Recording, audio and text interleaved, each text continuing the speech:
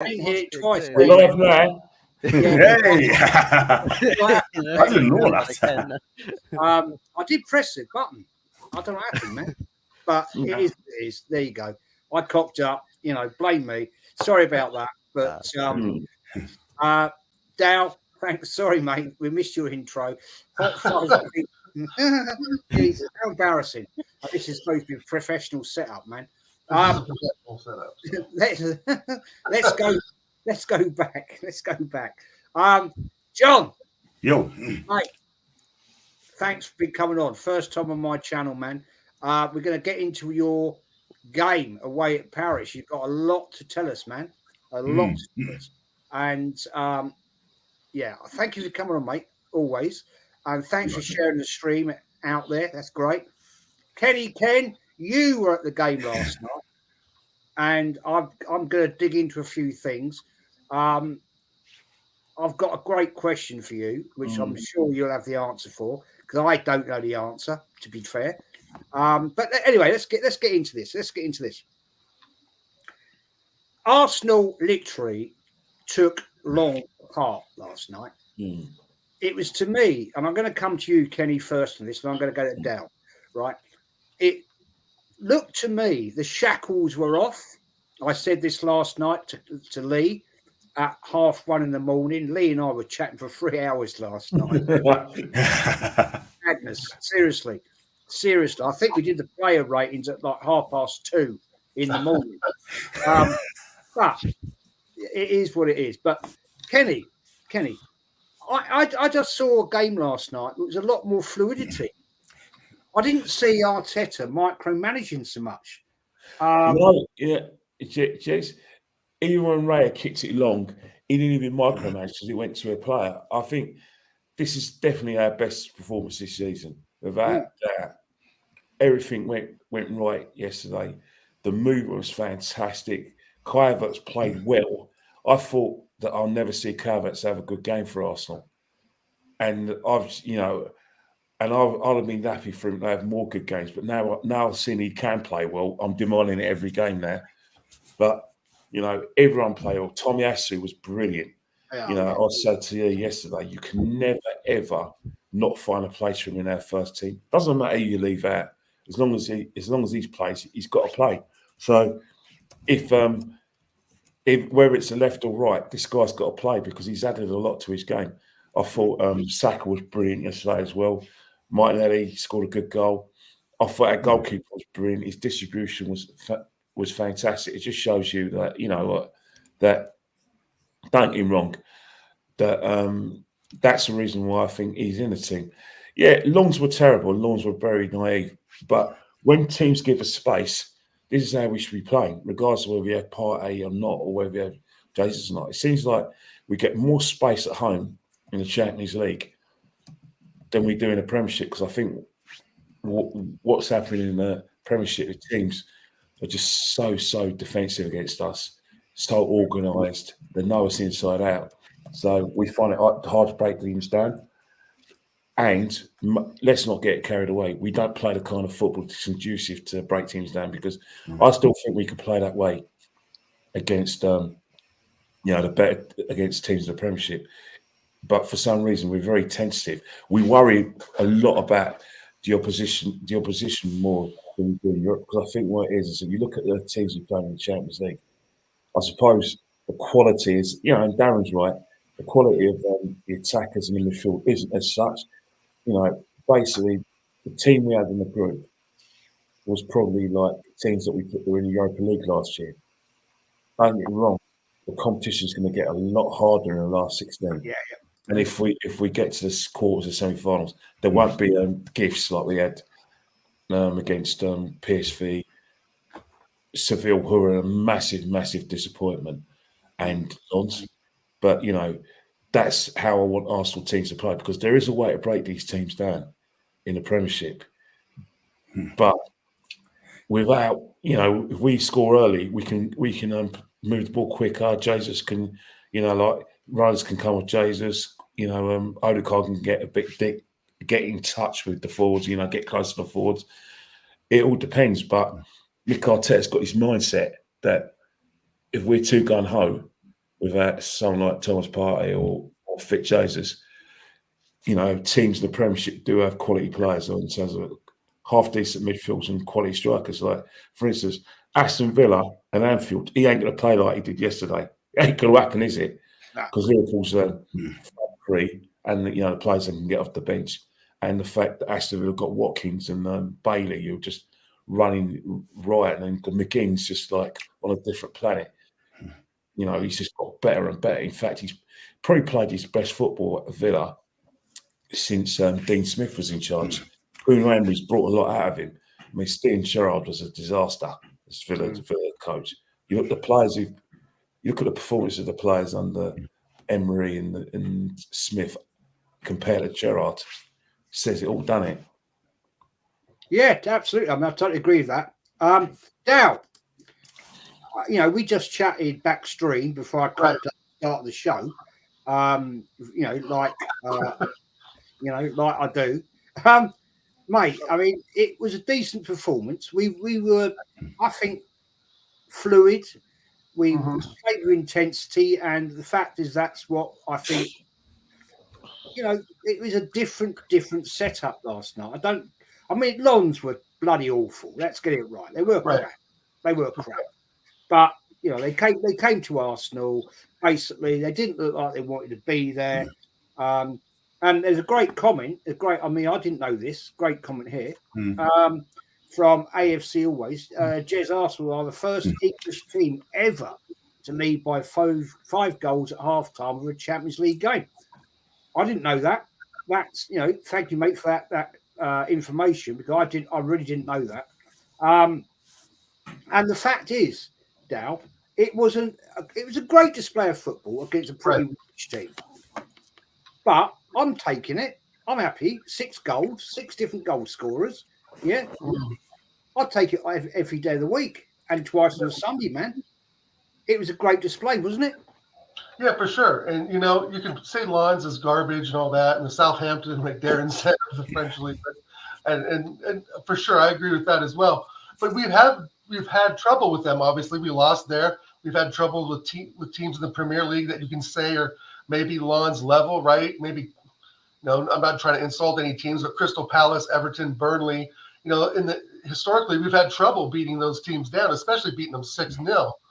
But the thing is that everything you said was right on your review yesterday, Jez, with Lee, in that we played a lot, really well without the shackles on. You didn't see Arteta out there giving much direction. He wasn't landing any planes or anything like that. I just thought that it was fluid. There was more communication. You could see like some of the overlapping Tomiyasu was doing. He was directing players, telling them where to go. Odegaard, I thought, was a little bit of a ghost at times, but still came through with a great goal.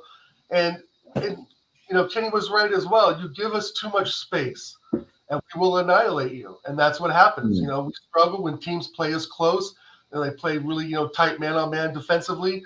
And I think after the first goal, Lons knew what was headed their way. I didn't expect 5-0 in the first half, but I think now maybe that sets a trend, Jez, and that's what I'm hoping for, at least, is that the mentality starts to come back a little bit more as we move into these December games. I just think that if we can keep the same mentality as we did against Lons, even when we play against tougher teams with Liverpool, we have to be experimental in some ways as well in our attack, because we have to really see what they're about. They know what we're about. We have to see what they're about. If they're going to open up and play, for example, Liverpool, if they're going to open up and play against us, we need to show that same intensity like we did yesterday. And we just need to make it work. I hope Arteta finds the lineup finally that settles in the 11. You know what I'm saying? I think we need to keep a consistent 11 from here on out as much as possible. And with Havertz scoring a goal, it's fantastic. That's 2-2. But I don't know, man. He really disappeared for large parts of that game as well. And I'm still not convinced that he won. But overall, Jez, I thought it was a great performance. And you can only play who's in front of you, right? I mean, what can you do? It's not our fault they have injuries. It's not our fault. They're in a group that they obviously got slaughtered in. I hope, we just do it in the next stage, because it's obviously going to be a lot tougher. Yeah, we're going to come back to the game. But I want to, John, mate. Yeah. Thank you, mate. As I say, the first time on my channel, and it's a great honour. You were at Paris, and you came across it. Talk us through. I want to hear your whole journey. I want to talk about you. I saw you at the Eiffel Tower. I saw you vlogging that. That was great, man. Tell us about your journey there. How your experiences was. I know you had a bad time with the ultras. It's never a good thing, but tell us about that. Tell us about the game, and the floor is yours, my friend. Thanks very much indeed, and good evening, listeners. Got myself a flight from Bristol to the Paris airport, and I did a little vlog, like the hotel and travel vlog. I really enjoyed it, and it took us the whole journey from the house to the hotel about 3.5, 4 hours there, and I just thought I'm going to take the night off and just start fresh in the morning because it's a long journey. But the very next day, I went to the Eiffel Tower for a couple of hours, did my vlog there. It's fantastic, absolutely love it, and met the people, a couple of people at Argentina as well. They started my channel, which is great, and got onto the sing along as well. I didn't sing but it's fantastic. And then after that, I went to where did I go to? We went to the Corrigan pub, which is an Irish bar, and was there for about 4 hours. Having a bit of banter sort of thing, singing and football songs and stuff like that. The Newcastle fans are amazing. It's about 1,000 in that pub, and really enjoyed it. And I left about 9:15 because I told my fellow podcaster, Adam Pearson, my fellow podcaster, so I was going to get myself away.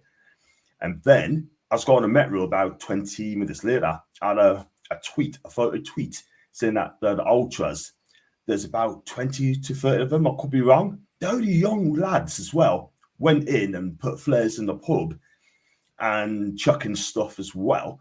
Newcastle fans tried to retaliate as well, and one of the guys had a big log on his hand. He went to throw it, and he fought twice of it, or better of it. And then all hell broke loose, and I couldn't say any police there told us nothing going on as well. And I just thought it was going to be a bad night as well. Around about 9:45, it was a bad night as well. And then very next day, everything calmed down a bit. Went to another pub as well before the match. I was there for a couple of hours, did me vlogging there as well. Quad metro to the game and went into the stadium. I thought I was really close to the Newcastle fans, but I didn't. I went into the ultras, not with the ultras, but below it in the corner bit, so I was safe. The experience there, right? I mean, to be fair to some of the PSG fans, a couple of them were fine to us. They were really fine. They spoke English. I thought they were fine to us, and just enjoyed the game. But do you want to talk about the game or? Yeah, I mean, fair play to you, man. Paris nowadays is not the glorious city it once was. No. There's a lot of wrongings in. I mean, it's down to a lot of many factors, unfortunately, nowadays that cause problems. We've seen that many walks of life in Paris, unfortunately. But I'm going to come back to you. I want to get Hot Fuzz in. Fuzz, man. Galatasaray 3, Man United 3. Wow. I mean, Onana. I mean, wow. I mean, come on, man. That guy. I don't get it. It's agents everywhere, man. There's all sorts of assets out there floating around in a football universe trying to pull plugs and make holes in the ship of Manchester United Football Club and sink us to the bottom of the ocean, it feels like. But Christ almighty.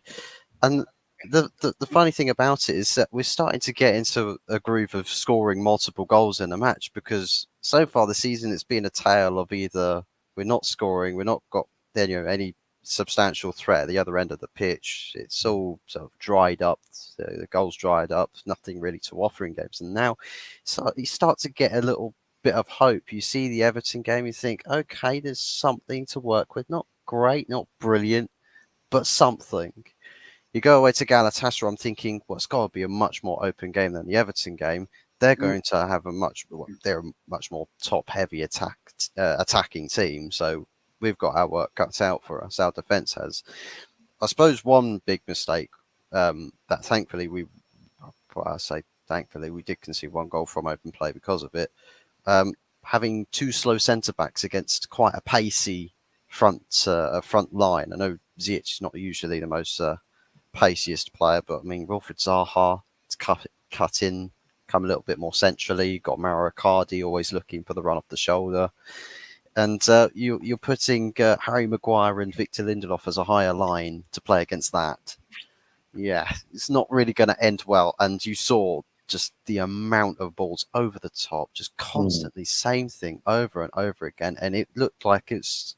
I see people might be saying, "Well, look, some performances are good." I was just like, "Listen, I'm not comfortable watching this whatsoever. Even when we were 2-0 up, not comfortable in the slightest, because they're still pressing us. Our control in possession was practically non-existent. It was like a pinball machine. One pass, it's high pace of passing, goes to a man. The first touch control not there, just bounces off. It looks like it's like everyone's struggling, and sometimes you get training drills where it's like quick one-touch passing, guys, and it looks smooth, it looks swift. It looks painful trying to watch United do that on a football pitch.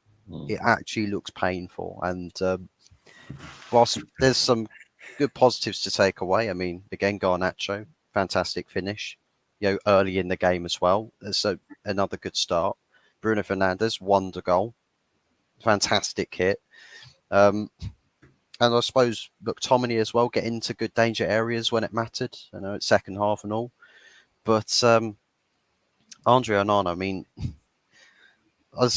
for someone that I actually backed or have been backing, to say the least, that he's uncomfortable. It's a big shirt to fill. It's a big position, a lot of pressure.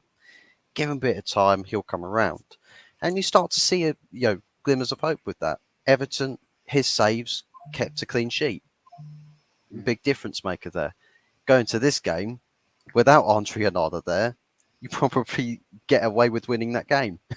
It's like you go from one extremity to the other, and it's just. I want to come on to the Garnacho goal at the weekend. I've been thinking back all the years that I've watched football, right? So a lot of years, to be honest. Yeah. That overhead kick. I'm going to go round. I'm going to start now, and I'm going to come to you, and I'm going to go to John, and I'm going to go to Kenny. Right. I remember the one by Man United. Forgot his bleeding name. Wayne Rooney. Classic goal.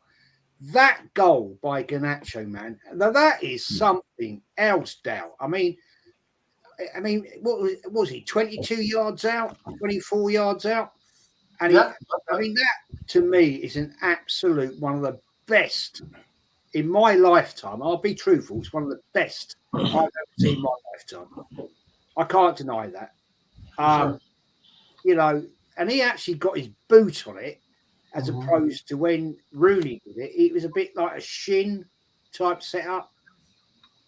Mate, give me your opinion on that one. I mean, I think it's class. That was a fantastic goal. I still compare it to even, I think Ronaldo did one for Juventus that was pretty phenomenal as well. Yeah. I like it when they do bicycle kicks and the ball goes like directly in the net. It doesn't bounce and go in. When it goes in that top bins, it's absolutely class. Yeah, that was a great goal. I mean, as much as I hate Garnacho, hate his hair, hate everything he stands for.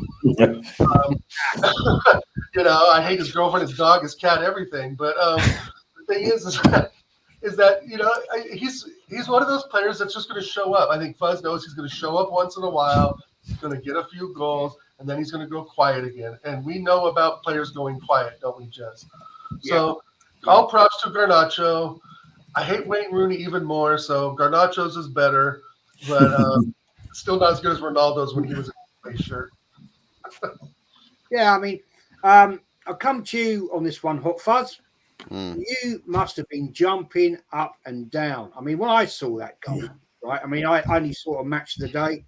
I was otherwise indisposed, but I mean, when I saw that, I thought, wow, absolute wow, class, man. Give me your opinion.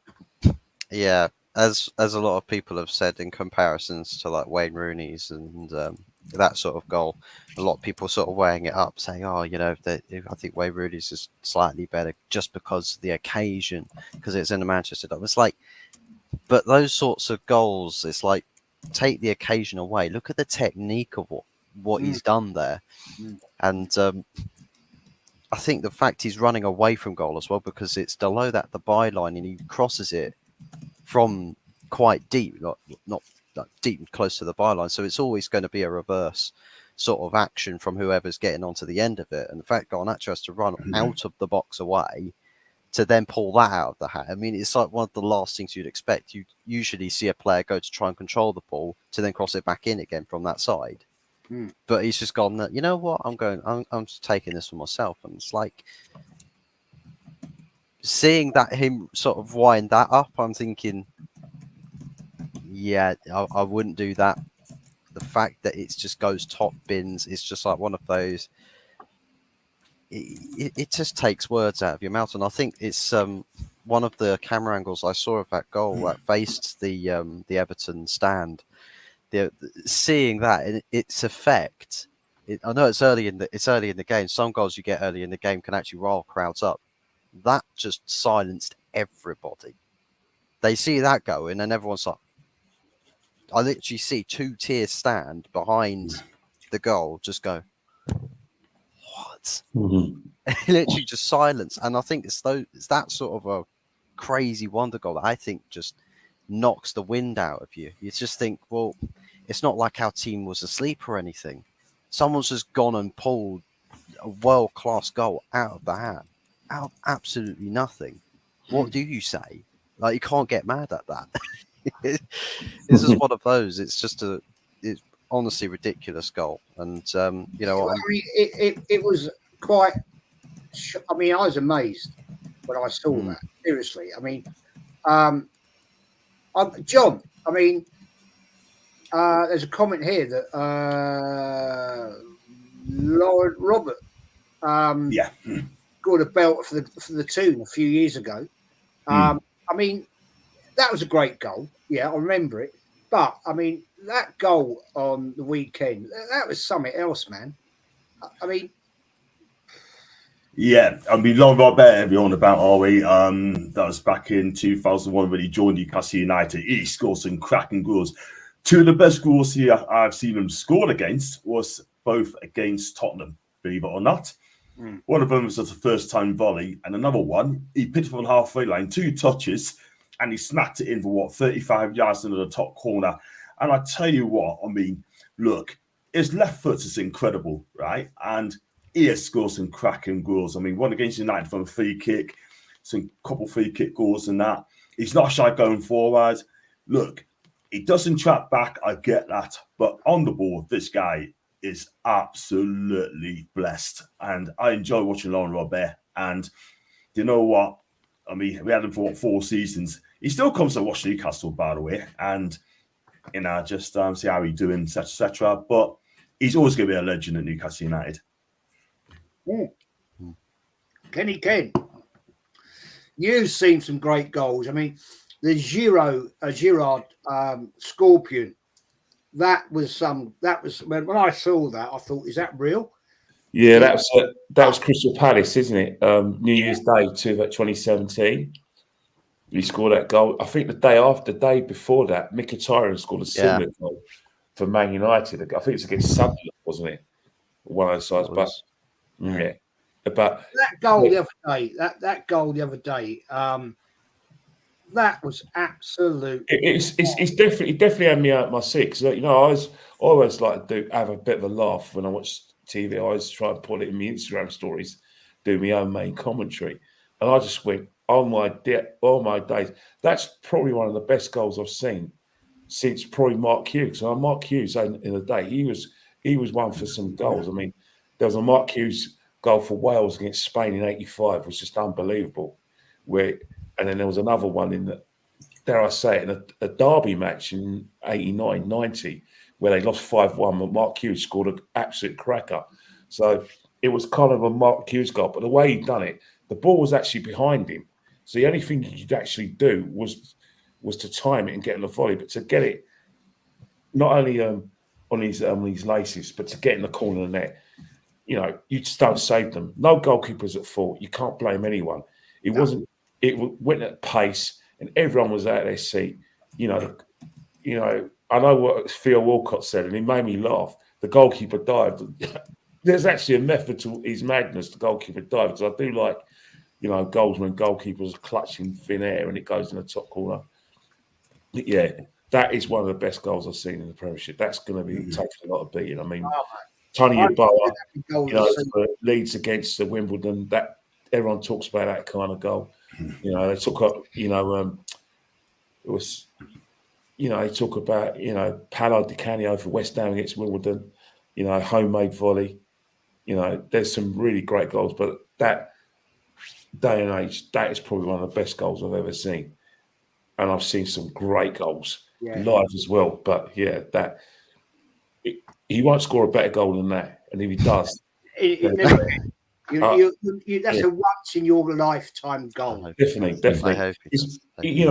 I'll tell you one thing. I hope he doesn't do a Bergkamp and do like one, finish 1, 2, 3 in a goal of the month in match of the day. Bergkamp all those years ago. Now, that was something. Yeah, Ken, that was that goal against Bergkamp. That was against us. Yeah, and I will never forget that goal.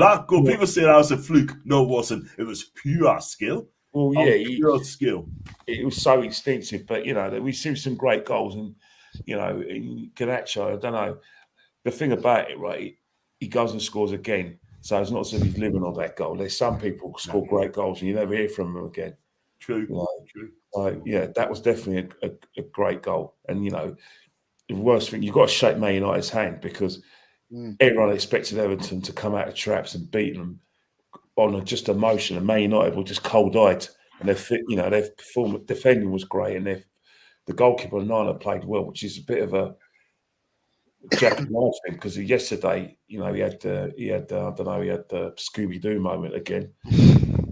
That's a good point. And went on a bit like he had a pork chop moment, but it's one of those things where I do think that. Garnacho is going to be some player, but Man United need to start being the Man United of old, because they will lose players like Garnacho. Yeah, sadly, he can come to Arsenal, man. He can come to Arsenal all day. And that's the humiliation of Man United. If they don't butt their ideas up and get back to the Man United of Sir Matt Busby and Sir Alex Ferguson, they will lose players, and it won't be to be bigger clubs in Europe, because how humiliating would it be for Man United for a player to leave their great club, the biggest club in the world, to go to Man City, or go to us, or even go to Chelsea if they ever get their act together, or Newcastle with the new money men. That's Man United's future, until they butt their ideas up, until this Jim Ratcliffe buys the old club and gets rid of those morons from Miami. Serious, get rid of them. Wazzicks.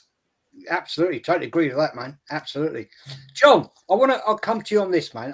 This is something that really wound me up. That penalty was never a penalty, right? I was watching that game. Yeah, I had a split screen. Yeah, I was watching the games. How can anybody, right? And this is what winds me up. Right, it's not Arsenal, so I'm not going to get upset.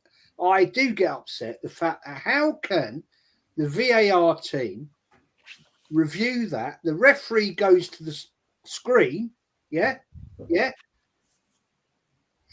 saw it. It hits him in the stomach, hits his arm.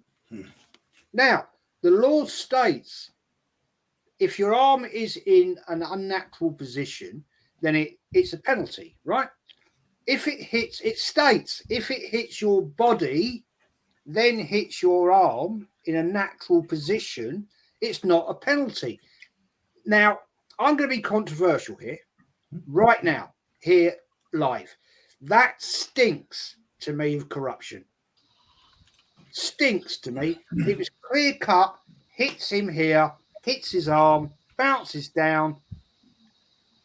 I'm sorry, man. That is corruption, and the whole thing to me, the whole of European football, the whole thing of Premier League, La Liga, it's corrupt. It winds me up because you were cheated out of a game there, man. Cheated. Just well said, man. Well said. I mean, I was there. I saw exactly what happened. I mean, the ball hit Livermental on the body, and then his arm. You're right. The referee had a fantastic game up to that point, yeah. And this referee reffed in the World Cup, yeah. I can't pronounce his name, but he's a World Cup referee, right? So about 6-7 PSG players ran up to him, right? I think it might be Dembele got booked. I might be wrong. Dembele got booked for leading because he only crossed that ball. And the referee was weak. Very, very weak. And it was not a penalty. Never, ever penalty in a million years, right? It's corruption, right? And at the end of the day, it felt like a loss. It felt to me, it felt like a loss at the end of the day because we did everything right on the night. We defended properly. Nick Pope was outstanding, right? He scored a good goal from Isak. PSG couldn't finish their dinner, right? The chance they had, they couldn't finish their dinner, yeah? Let's be real, right? And potentially, that could cost us a place in the last 16 in the Champions League. Luckily, we've got another chance. Beat Milan. And I hope Dortmund beat PSG, right? We'll be in the last 16, but we should be second as of now. But the problem is, right, the referee buckled under pressure, right? It was never a penalty, right? And another thing is, guys, where does 8 minutes came from? 8 minutes of added time.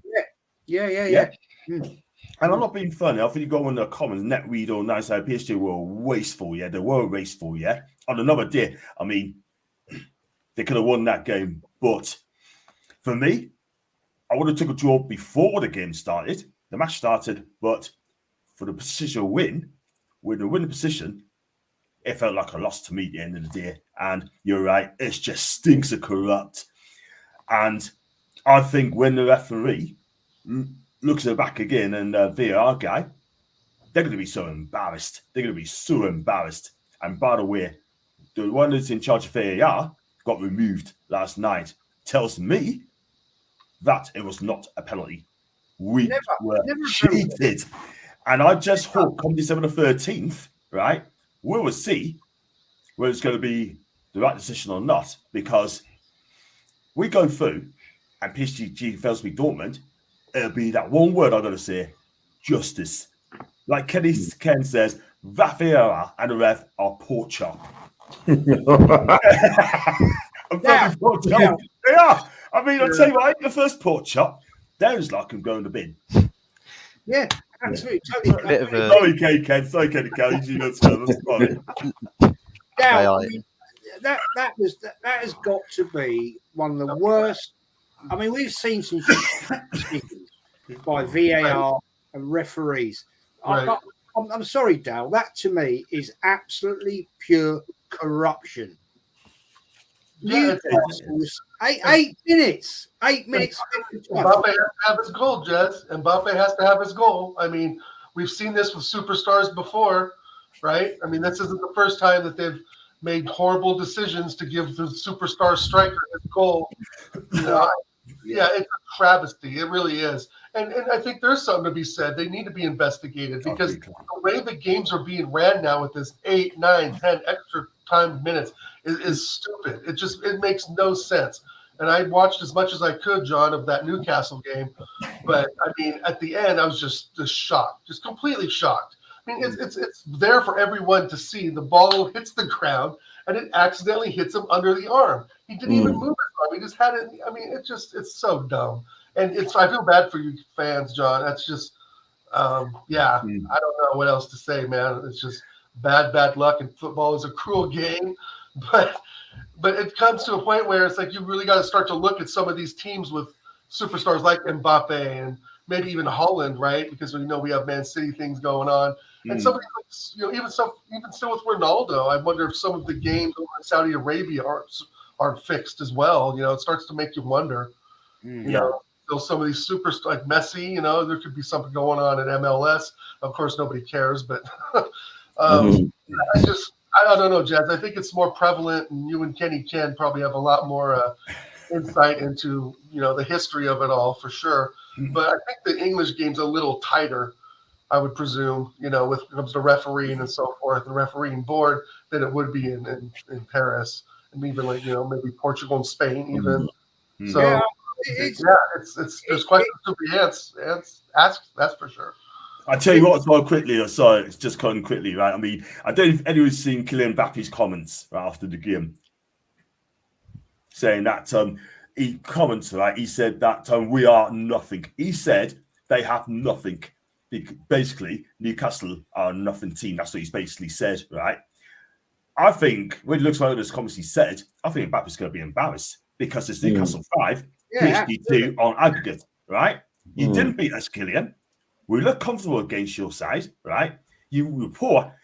Trippier pocketed him, had him in his back pocket. Then he went on to the right-hand side. Livramento had him in his back pocket. Played up front. Got no change of Lascelles and Shah, right? Again, he had a poor game. He should have scored, screwed it wide. Pope made a great save, right? And it took just that penalty to score, and that's it. I don't think Mbappe, I mean, for me, I think this guy is overrated. I could be wrong on it, but Erling Haaland is a better striker than Mbappe. Absolutely, I totally agree with you, man. I mean, hot fuzz. Yeah, we've all had bad decisions. Man United, Arsenal. Last night was a shocking decision, in my opinion. What, in your opinion, can be done? Because I just think this VAR thing is absolute bollocks. Right? Yeah. Yeah. We've all got experiences. All Man United, Newcastle, Arsenal, 3 Arsenal here. Yeah.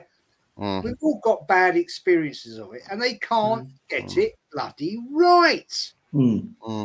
It's a shocking indictment of what is going on in the officiating of the game.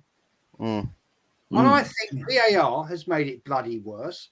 My personal opinion, being an ex-referee myself, is that the referees now rely too much on VAR to make the decision for them. Whereas before, you'd actually have to make that decision. And if you got it wrong, you'd have to fall on the sword. Right? I made terrible decisions when I was a referee. I apologise to the manager and the team captain and said, I got that one wrong. I'm so sorry. And they'd accept it because they'd say, yeah, okay, you cocked it up, but we'd shake hands and get on with it. Nowadays, it's so bloody wrong. Newcastle robbed, Arsenal were robbed weeks ago, Man United recently were robbed. It's just an absolute shit show. And we have something a bit similar to that in the Premier League against Tottenham Hotspur, against Christian Romero, or something like that. I think in Europa League we had a decision, a handball penalty that made us lose the game 1-0 when Martinez went low to defend a shot, but he had his arm tucked next to him and his body was sideways. I think he hit his thigh and went up onto his arm. The referee was like, penalty. Everyone else was like, no, it wasn't. And it's like I definitely feel that I've felt that same sort of pain before, where it's like matches going one way, and then usually we don't like to blame referees for teams if our teams play badly in a game. We don't want to sit there and say, oh, we didn't win because of the referee. But you see some decisions like that, and it's just like, but I can't spin that any other way. That blatant of a decision where everybody's on the same boat, everyone's thinking the same thing. It becomes like it's too far gone to sort of deny various aspects. And I tell you what, VAR has become a new a new tool for officials to almost fine-tune the game. where it's like they will take certain sections of the game, and the amount of times a referee makes a call, you can say, oh, referee's got this wrong or he's got that right.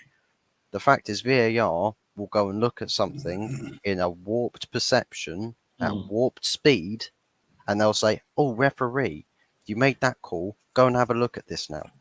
And you're thinking, but why? Why is it that if the referee's seen it, play it in real time, does a referee make a clear and obvious error, yes or no? Because that's what VAR's been introduced for. Clear and obvious errors made by the referees or the officiating, it's there to correct them. We've seen multiple occurrences of clear and obvious errors that have been stuck with, or referees that make a good call or a good decision or a fair decision, and VAR actually go and completely distort it. They distort the whole picture. So I think the fact is that VAR is an incredibly unnatural asset in football, and it is changing the game for the worst.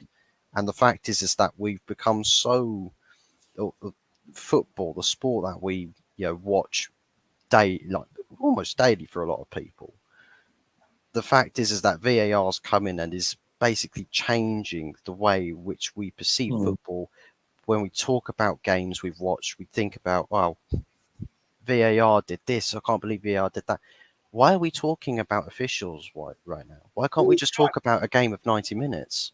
Exactly. I mean, it's gone so far down this garden path that it's like you almost have to say that the only logical thing is if you take VAR out, watch the officials if they sink or swim. Because I think with VAR, if it's anything from referees feeling like they have to be completely reliant on VAR, tells me that they've got no confidence whatsoever. No, none at all. They're absolutely on the floor. So it's like they will go with whatever VAR guy says because, oh, he sees everything in every angle. He sees it in slow motion. What about your own two fully functioning eyes? Because it's almost as though you're on that pitch with a whistle in one hand, a bunch of cards, different colours in the other hand, and then there's a blindfold across your eyes. And it's like someone's in your ear, it's just like, oh, you should have a look at this, you should have a look at that. Why?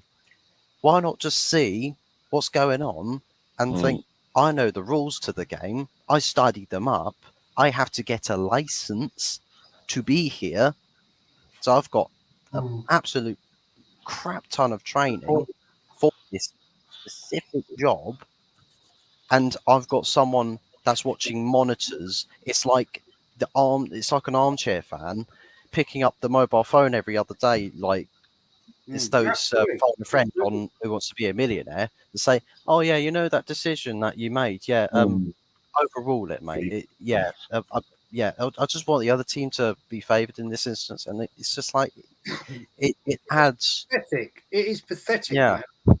I mean, I know. I was a referee a long while ago, but I did referee at quite a decent level, not professional, obviously, but you didn't have. You had to make the decision, and it was on your shoulders that you made that. I mean.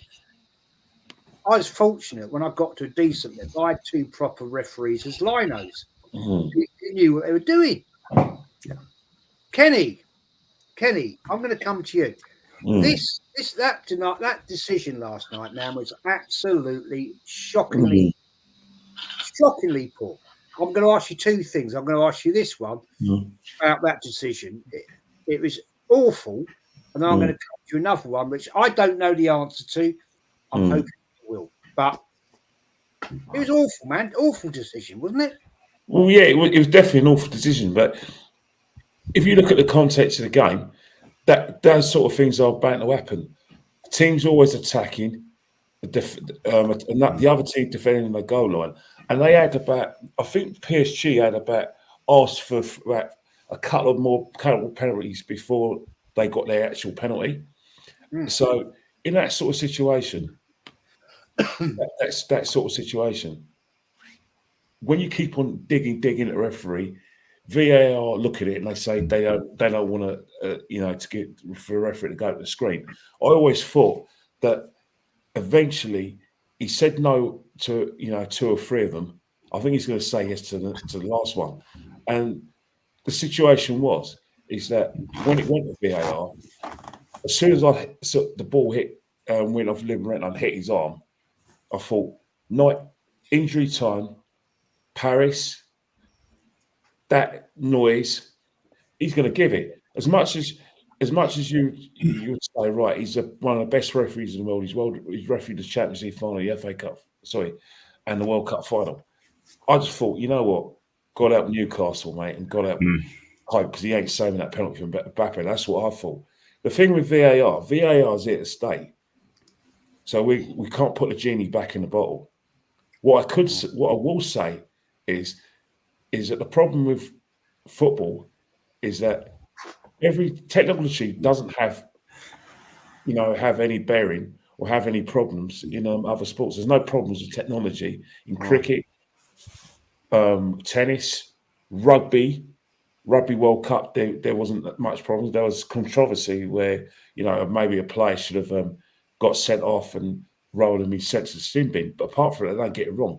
And the reason why is and I say it respectfully, there's more at stake in football than there is in rugby, in tennis, in cricket. Obviously, in cricket, you've got the corruption in cricket, with the betting scandals, and obviously, but all in all, the decisions are right, and there isn't that much in stake in terms of like cricket, not being a major sport here. Maybe it's a major sport in India. Maybe in people in India will say, cricket's got a lot of stake, but in football, it's different.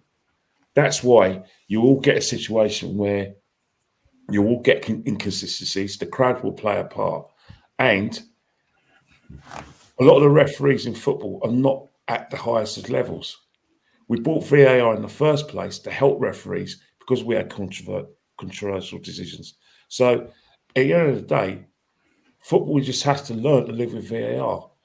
The thing is, there's loads of things you can't put the genie back in the bottle. You can't put the genie back in the bottle in terms of VAR, but you can't put the genie back in the bottle in terms of how much is stake in football. Hendon Gunnar had it spot on.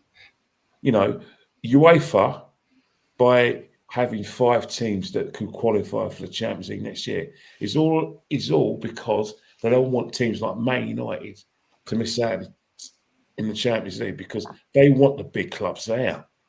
He's spot on there. PSG are now a major, major power. They got to a Champions League final 3 seasons ago. So as much as Newcastle are going to be a major player one day, at the moment, the groups that we've seen have been panned out for PSG and Dortmund to go through.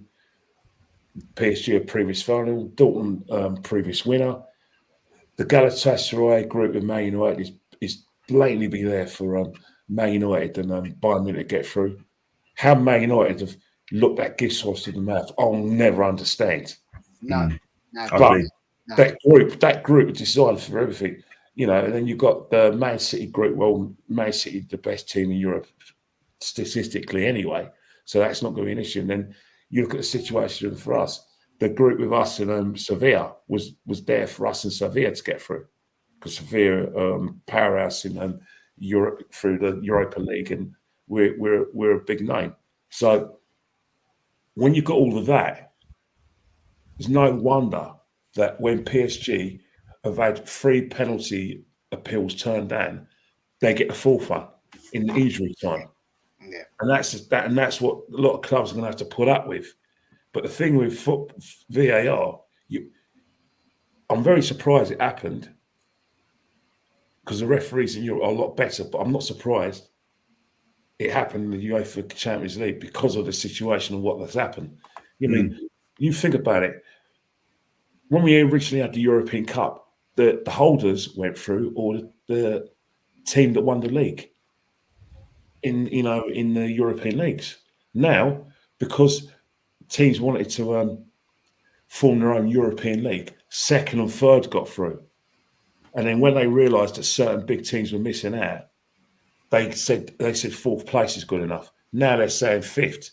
I mean, it's right before your very eyes. They are scared witless of a European Super League. No matter what fans say, oh, we're going to be against it, blah blah. We won't be able to do anything about it if the clubs dig these, and if Arsenal get together, Liverpool get together, and Man United get together. Eventually, they're all going to say yes to Real Madrid and Barcelona, who need this more than anything else. So UEFA are having to rip up the rule book and move the goalposts to accommodate the big teams. So when you get a Newcastle defending their goal line, and then PSG ask for the fourth handball, and they get it because regardless of what you like, because it's his arm, regardless of whether it was intentional or not, they were going to get it. But the problem is, the sooner we get the handball, rule clear and make it just black and white, then we're always going to have these problems.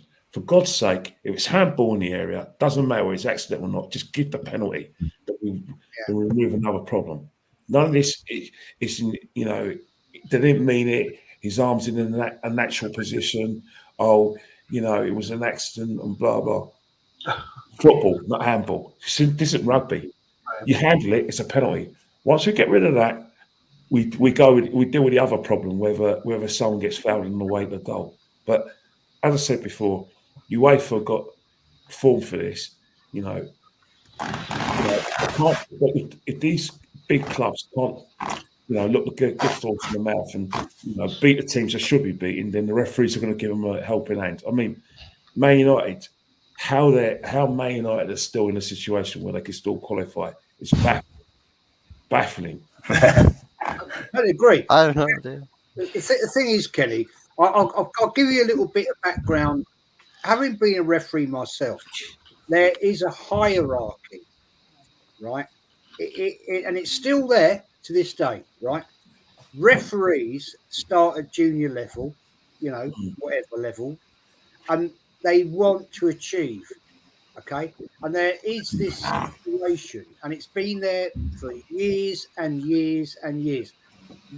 Some referees will go along with the crowd because they want to achieve to get to the top flight. They want to get up to the Premier League, or back in my day, they wanted to get to Division 1 or get a FIFA badge. Dear God, to get a FIFA badge was like you've just got the crown jewels. Now, so they will play the game. Yeah, they will play it because that's how you get further. You started at level 3, 2, 1. Once you got to level 1, you got up to the higher leagues, and then you got to the semi-amateur, then you got to the semi-pro, and then you got up to the top flight. You started in the old Division 4, 3, 2, 1, and that's how it works. And that is still there today. It's so corrupt.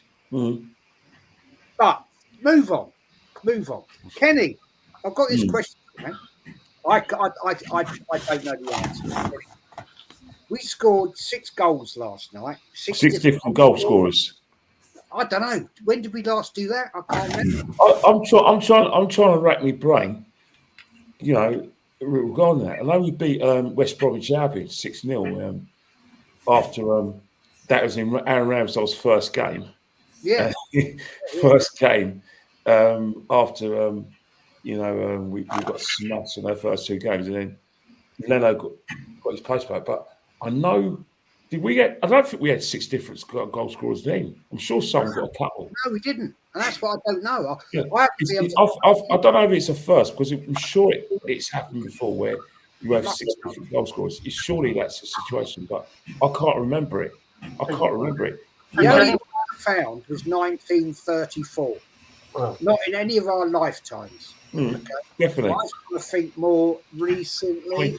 If you ask me, do you remember an Arsenal game where 2 players scored an hat-trick? I could easily say, 2003. Jermaine Pennant and Robert Perez scored 2 hat-tricks in a 6-1 win against Southampton in 2003. But that one stumped me. I was thinking about it. I don't know, man. I don't know, but it just tells you one thing, right? it's nice to see different goal scorers, and it might give us some hope. But as Darren says as well, this season has been a season where ultimately we played very, very like stale, like organised football. But in now 5 games, we played out of our skins. We want to be able to see that consistently.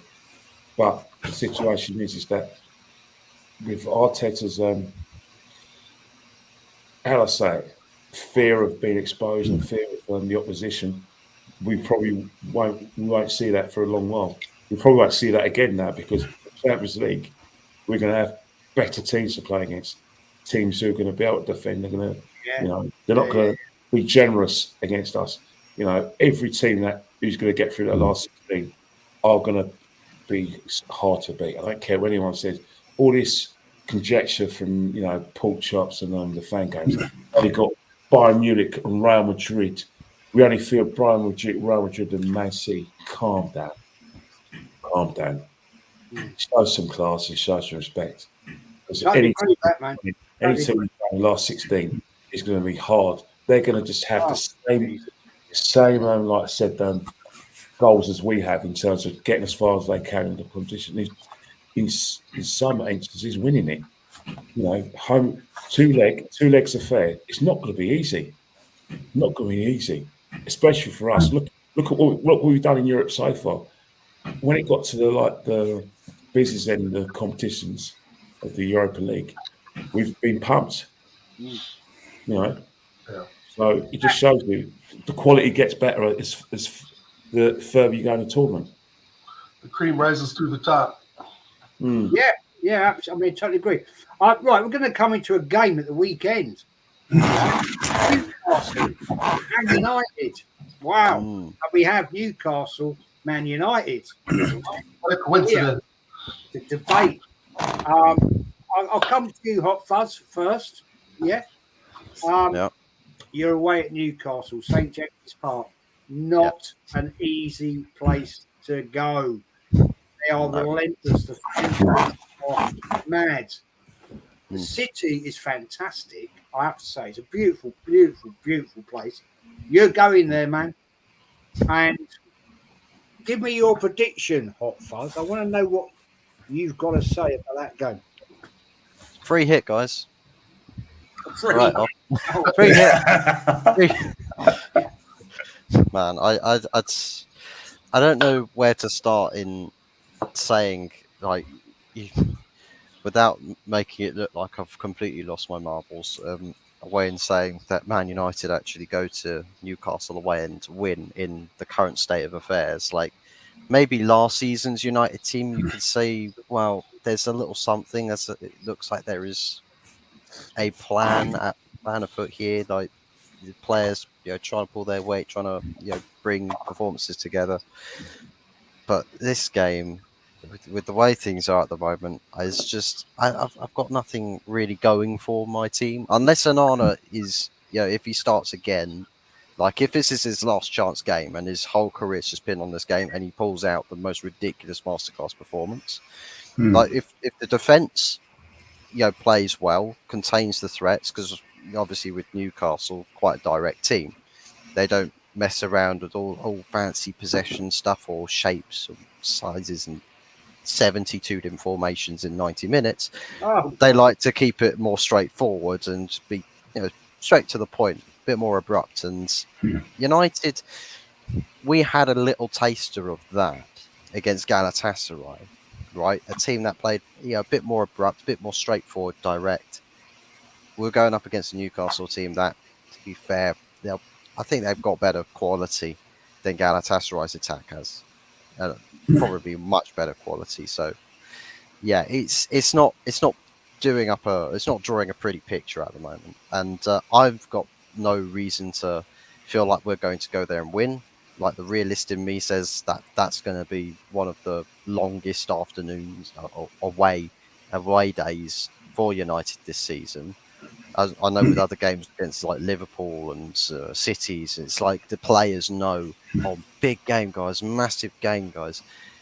It feels like against these teams that play good stuff, with that sort of like underdogish type mentality against bigger teams, but with that quality, that element of quality, those to me feel like they're the longest games. And it's if you're not on top of it, if you are not on top of it, you'll get swept away by the current real quick.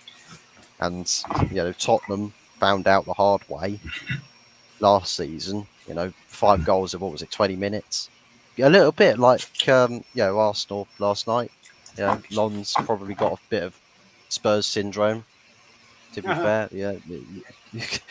Having it hard early, but we've got it's massive. It's a massive game coming up, and whether it does start off a run of really difficult fixtures as well for United, because there's like all of the other big games. I mean, we've got Anfield coming up away, we've got Aston Villa, we've got Chelsea. Quite a few big teams are in the next sort of 7 to 8 Premier League games. So it's only going to get harder from this point. And the first test is trial by fire.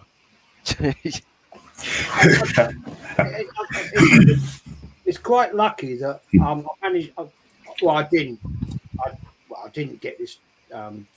I'd like to claim fame that I thought, I'll get Man United and Newcastle fan on tonight. No, I didn't. John, Yes. give me your opinion, man, please. I think we're back on form in a minute, and we lost 4 games this season. But on to this game against United. If you feel like we did, we scored on Carabao Cup game, I think it's going to be another 3-0 again, because this Man United team, I'm going to be honest with you, sorry at first, it's the worst United team I've seen in years. I'm not going to lie. I'm sorry to say that, It was the awful side. Do you know what I mean? I mean, look, you need to get rid of your own as first start. That's number one. Secondly, right, I think you need to start the team again. I'm not going to lie. You got some good players there. Garnacho is going to be quality in years to come. Trust me. And by the way, if you don't start winning trophies, whatever, then you could end up losing him. But the players we've got, I think they're going to play again on Saturday. I think Sean Longstaff's going to come in on Saturday. Lewis Miley, this guy, 17 years of age, right? This guy's brilliant. He's absolutely fantastic. He's got a cool head, Great to see Isak back as well. 2-2 for him since he's come back for a long injury, We are defending properly. Our back four is solid. Trippier leads by example. And Livramento, that guy's going to get better and better. Jamal Lascelles, I tell you what, where this player came from, he looks like a new signing. And Fabian Schär plays best football ever in a black and white shirt. But for me, we win this on Saturday. I'm very confident. This could be a 2-3-0, this game. I really do believe that, because if you're going to win this game, it has to be now. If you want to get in the top 4 place this season, this is the game we're going to have to win. We have to win this game and lay a marker on. We have to, Jez, because if we don't win this game, if we get beat, I'm going to be very disappointed, because this is not a great United side. But I'm going for a 3-0 I'll go for a 3-0 win in this game. Well, I'll be honest. I no disrespect, Hot Fuzz. No, I'm going 3-0 Newcastle. I think they're just going too strong for you boys. Yeah, I'll tell you what as well. Just a quick one. They've already beaten us this season at Old Trafford with a C team. Yes. And our team that we played with is not too dissimilar from the team that played against Galatasaray last night.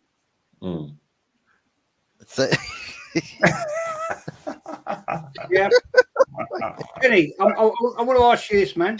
Prediction: we've got Wolves at home on the weekend. Well, You'll be there. I'm looking forward to it. Wolves have got a couple of players out through suspension, Lamina and Gomez. So that's going to really help. I'm really pleased with that, because they're both like nuggety players.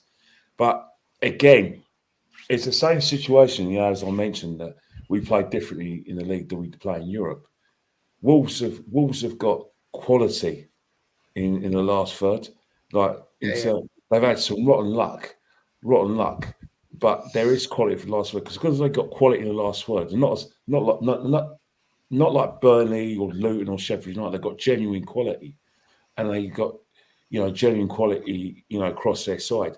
This is where I think the shackles are going to be on again, where Arteta's going to leave nothing a chance, and we're not going to see the free-flowing football we saw yesterday.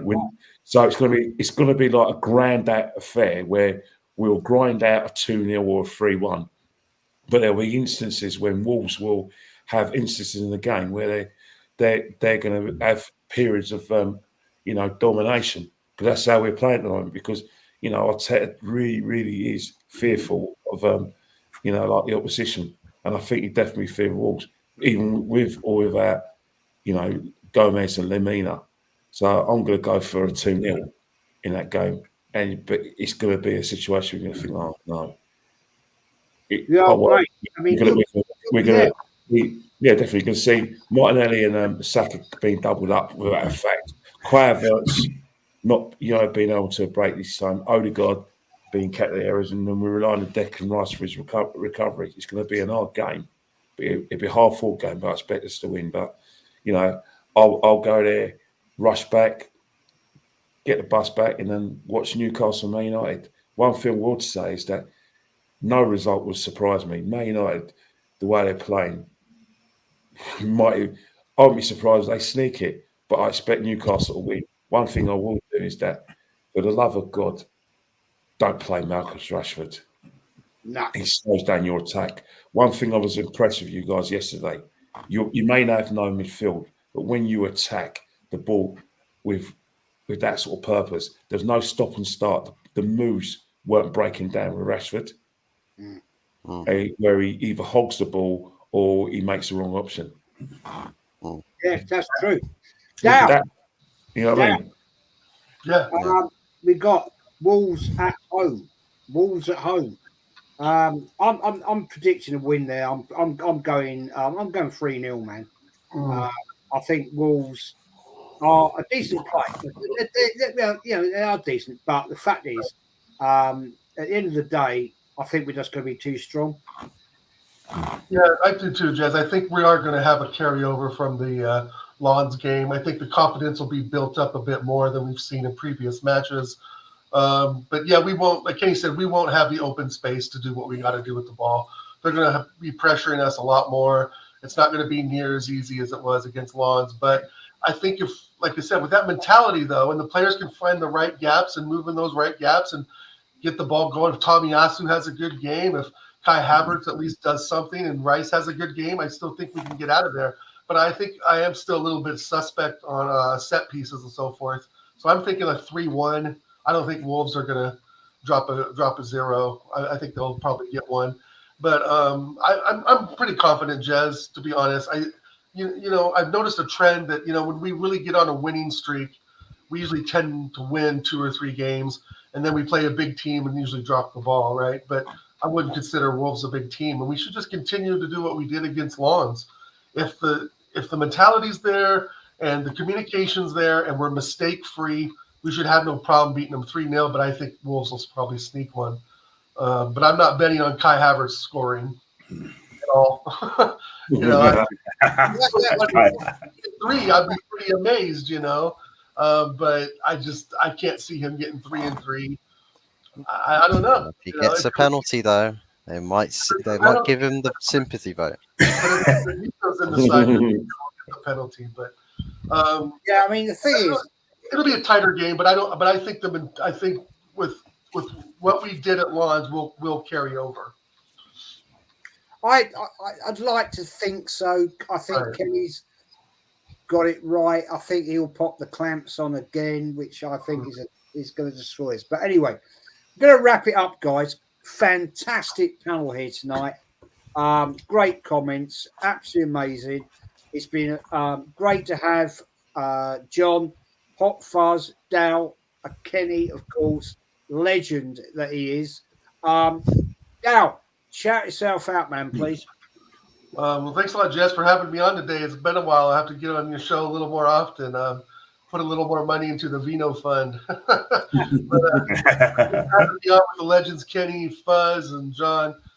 Big up, John. I know your channel's growing as well, so congrats to that. And you were Thank you. But big up the chat. You can find me on YouTube at Oregon Goon. and Instagram at infamous_Dow. And of course, every Friday with the one and only TJ Warren and King Connor every Friday at 9 p.m. UK, 1 p.m. Pacific time.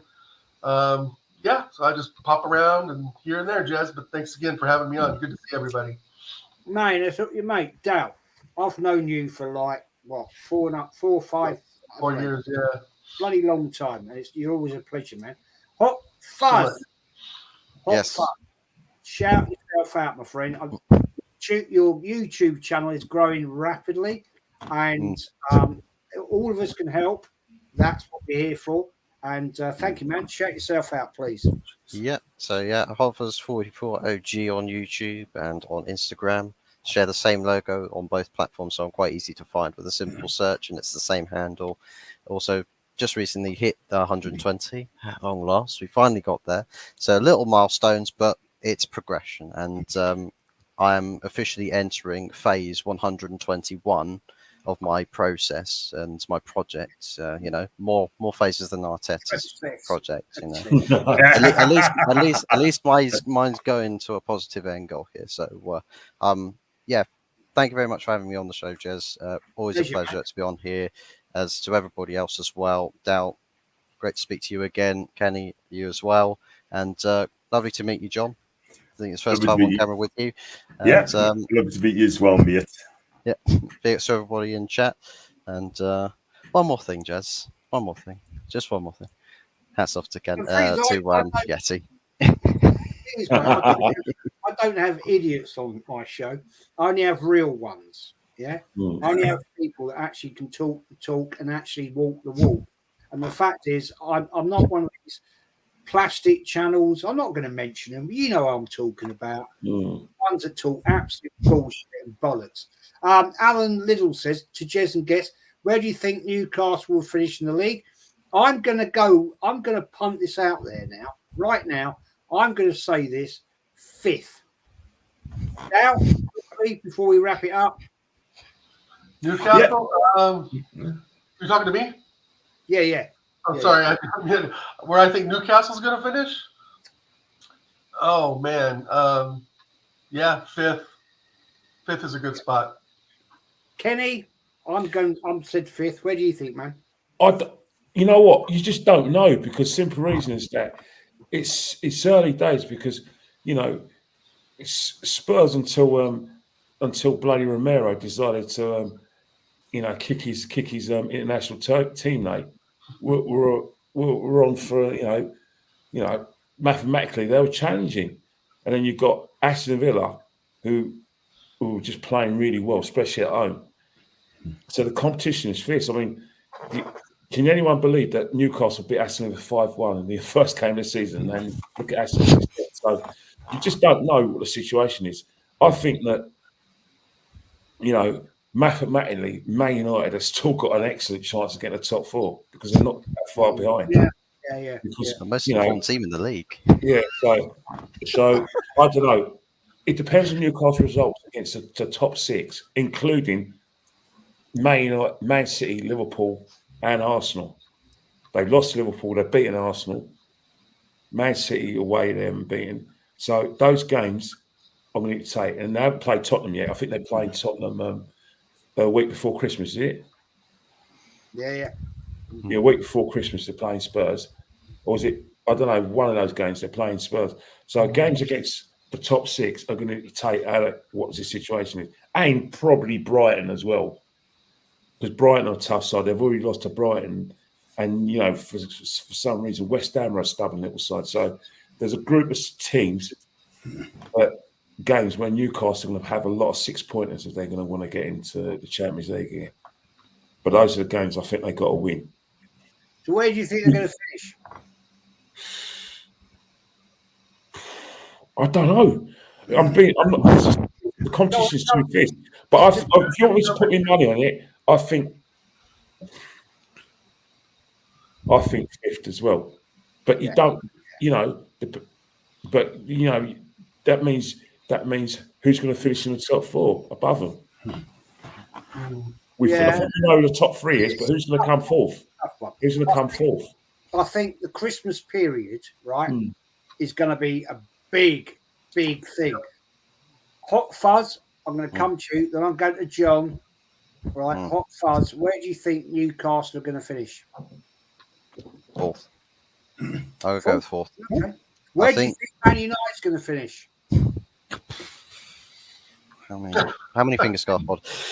Yeah, God only knows, because and that it's a funny thing, because it's like you look at the table, we're sat in sixth at the moment on 0 goal difference, and it's just like, the most informed team. It's like, that's such a lie. It's such a lie compared to everyone else around us. We're nowhere near that good, and I think that's why I'm looking at these next run of fixtures as this is where we'll either sink as expected, or we'll somehow miraculously form acts of God and start just floating along and taking challenges as they come. So for me, if we have, as expected, this collapse, I'm looking somewhere around maybe 8th, 7th, 8th place-ish, thereabouts. Yeah, I'm not seeing that. I think Man United will be up higher than that. John, where give me your position Newcastle. Then I'm going to go to Kenny, shout his socials out. Then I'm going to come to you, my friend. Yeah. For me, I think these next couple of games are going to be really important. We got to play United on Saturday. Then after that, we got to play Tottenham on a Sunday week. I hope we smash them, by the way. And we got Fulham at home, then Luton away, Forest at home, Liverpool away. I think there's winnable games there. Where are we going to finish? I'm going to go fourth. I think we're going to find a way. We get our players back. I think we're going to really push on. The January window is going to be very important. We need a striker. We need a midfielder. And if you just count where we are, I think fourth is doable. But I have been finishing fifth as well, because I guess in Champions League. But I'm going to go fourth again, because I think we're good enough with the squad we've got. Fourth would be good. Yeah, I'm going fifth. I'm sticking with that. Yeah. John, mate, thank you for coming on. I know you had a great trip away to Paris. Respect you for going and doing that. It's never easy going abroad, and as a away fan, as you found out as it was. Please, mate, please shout out your socials, please. And thank you very much for having us on as well, Jez, and the chat as well. Hot Regan, Hot Fuzz, and the legend himself, Kenny. Doesn't mix his words, does he? Do you know what I mean? And I've watched his interviews before, and it's so passionate as well. The best one I've seen of Kenny was against Forest last season. When that was painful when they beat us. It was painful. West Ham wasn't any fun as well. It was wet. It was wet and cold when they bashed us in the Carabao Cup. That wasn't fun either. Awful, absolutely awful performance there. Really poor performance there, Kenny. Not good. My channel's called John Sinclair TV. I'll be back tomorrow for the preview show. I think it'll be about 8 o'clock, so I'll be doing that. And if it's any earlier, I'll let the guys know. And I'll be at the match on Saturday, do match day vlog, and the reviews on Sunday. So, listen, John Sinclair TV is free. I'm only one more sub away from 6,800. So, wow, well done, man. Easy stuff, mate. Well done for that. Yeah, I tell you what, YouTube's a weird beast, isn't it? It can be.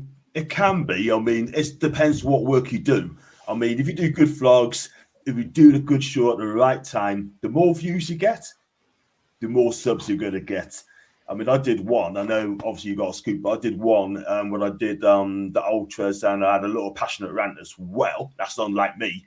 And also, as well, say to fans, please be safe. I had quite a lot of views on that one as well. It's out there. And, you know, I get a lot of Newcastle fans saying that I'm doing really, really well. And, you know, get good people on there, good guests on there as well. It's nice to have a new face on my channel. It's great. And listen, it's hard work, but you got to put the work in. It is hard work, and I last night, it was a real drunk night with Lee last night. Really. Like we were like 2:30, half 2 in the morning, right? Yeah. I said to him, I've gone down 4 subs today. And he went, yeah, it happens, man, because that's YouTube. When I looked at 3 o'clock this afternoon, I've gone up 20. And I'm like, how's that happened? Anyway, what is Kenny Ken? You've done well. You've done well. Cheers. I'm so pleased with your channel. Your channel is the real one. It's amazing. And you speak facts. And that's what I love about you guys. Well, I only have real people on, man. I don't have fakes. I only have real people. Good for you. Proper people that actually know what they're talking about. And I'm not going to entertain. I'm not going to sell my soul that some people have done, unfortunately, to certain channels. You know me. I speak my mind, right? And if people don't like it, then they don't like it. I don't give a shit at the end of the day. That's me. I'm a very old school person, like Kenny. Yeah. Kenny, man, love as always, my friend. Thank you very much for having me on again. I enjoy my time. It's nice to meet. Finally do something with you, John. Fuzz, great. You know, I think we've seen a Jekyll Hyde Man United, and we have seen that kind of Man United since Sir Alex has retired. And that's the thing. The thing with Man United is that when you think they're finally ready to compete, the season afterwards they go and let everyone down. I feel sorry for every manager's taking over. They're the biggest club in the world for me. And I think that the owners need to stop cashing in. Surely they've made enough money, but at the end of the day, if the owners value it at 8 million or 10 million, someone out there please just pay the money and get these guys out, mate. Because these guys just have got, when you hear stuff about your training ground being out of date or your stadium not being chosen for major games. I mean, Old Trafford not being chosen for a game in Euro 2028. Are you having a laugh? Are you mad? But that's the state of Man United now. I'm hearing Old Trafford will use the rugby league clash. They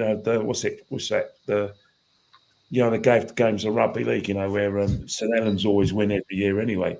They're now thinking that when their contract is over at Old Trafford, they're going to go to the Etihad. Come on, man. This is Old Trafford. This is Man United. Sort yourselves out. Exactly. Anyway, guys, we're going to wrap this up. Dow, thank you, man, for coming on, as always. Hot Fuzz, thank you, my friend. I love the way you speak about the facts. That is, John, when we get to play Arsenal Newcastle, we're going to have a chat about that one. Yeah. Definitely. Oh, yeah. When's the game? What day is it? John, you'll know it. I think it's in February. I'm not sure the dates, but it's February time. What I do is I know Newcastle's tactics inside out now. Men behind the ball, low block, and we go about to break it down. Low block. I think it'd be a different game, Ken. A different game. Don't get me wrong. I'll do that if I was playing against us. 24th of February. Wrap up warm for that one, Kenny. It'll be 24th of February, man. It'll be freezing. No, actually, that's when spring starts because that's when we get into March, and then the weather gets a lot better. The degrees, the degrees centigrade rises a bit. I always think February's the coldest month of the year. I don't know why. It used to be, Jess. Used to be. But to me, it still is. I hate the winter. Anyway, guys, thank you, Dow. Thank you, Hot Fuzz. Thank you, John. Thank you, Kenny. Thank you all. We're going to get out of here. It's been a great chat. Honestly. Thanks very much. Thank you very much. Thank you. You don't get a better panel than this. Let's get it right. I mean, at the end of the day, got absolute true legends on it. Real facts spoken. And I'll probably cut the end up like I did the intro. But it is what it is. We're out of here, boys. Take care.